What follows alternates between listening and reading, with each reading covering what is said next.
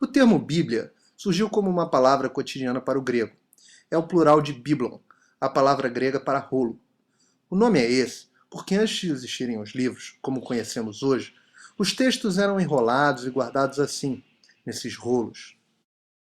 Com mais de 6 bilhões de cópias vendidas, ele é o livro mais vendido no mundo com larga margem. Todos nós, que nos chamamos cristãos, consideramos ela sagrada.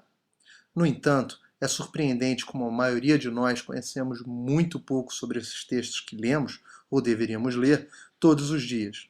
E o objetivo aqui será falar um pouco sobre eles. Na verdade, a Bíblia não é exatamente um livro. Ela é composta de 66 livros para os evangélicos e 73 para os católicos, separados entre o Antigo e o Novo Testamento. E por mais que nós hoje tenhamos acesso a ela como um livro único e encadernado, nem sempre foi assim.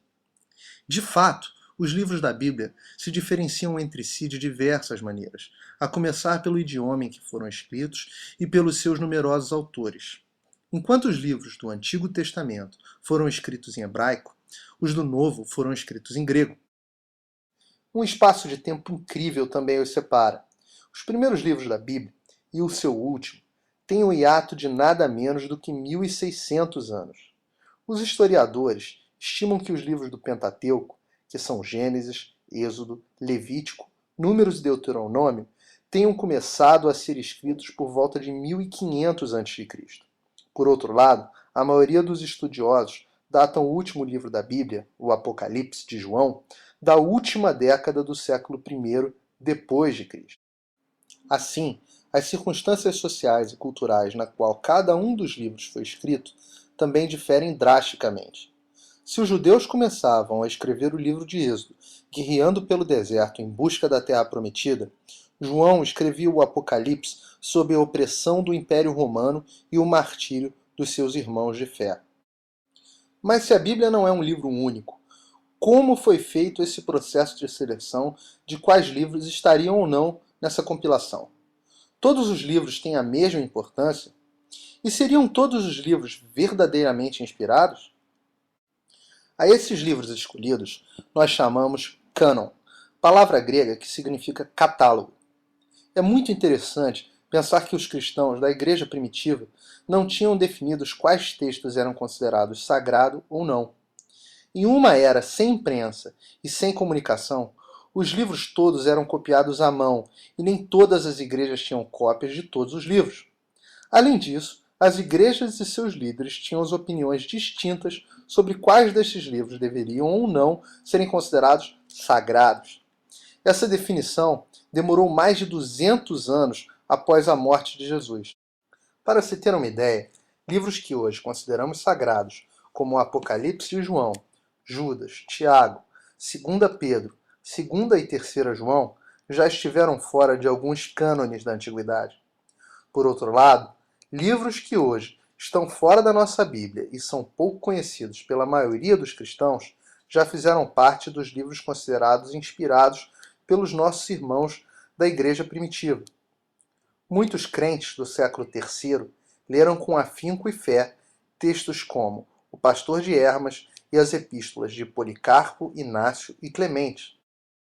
O primeiro registro histórico do cânon, idêntico ao que os evangélicos reconhecem hoje como inspirado, só data do ano de 367 d.C., numa epístola do bispo Atanásio de Alexandria. Por incrível que pareça, ainda hoje cristãos do mundo inteiro divergem sobre o seu cânon. A principal e mais famosa dessas divergências é entre os protestantes e os católicos.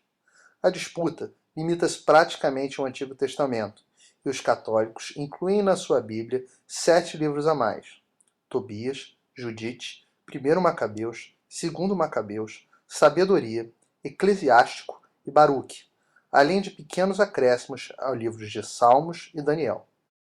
Mas as diferenças nas Bíblias de cristãos pelo mundo não limitam-se ao Antigo Testamento. A Bíblia da Igreja Ortodoxa da Etiópia inclui, por exemplo, além do livro de Enoque, o já mencionado Pastor de Hermas. Já a Igreja Ortodoxa Síria desconsidera o nosso Apocalipse de João. As igrejas etíopes e sírias parecem uma realidade distante de nós.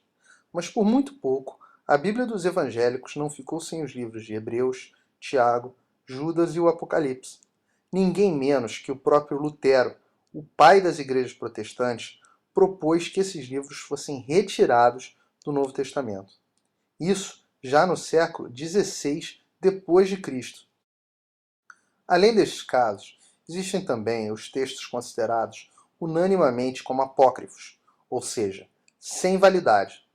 A lista é imensa e contém exemplares bizarros como um Apocalipse de Moisés, um Apocalipse de Pedro, Evangelhos de Judas Iscariotes e Maria Madalena, dentre muitos outros de uma relação de mais de 100 títulos, certamente não escritos pelos seus supostos autores e que contêm o que hoje consideramos as heresias mais absurdas imagináveis.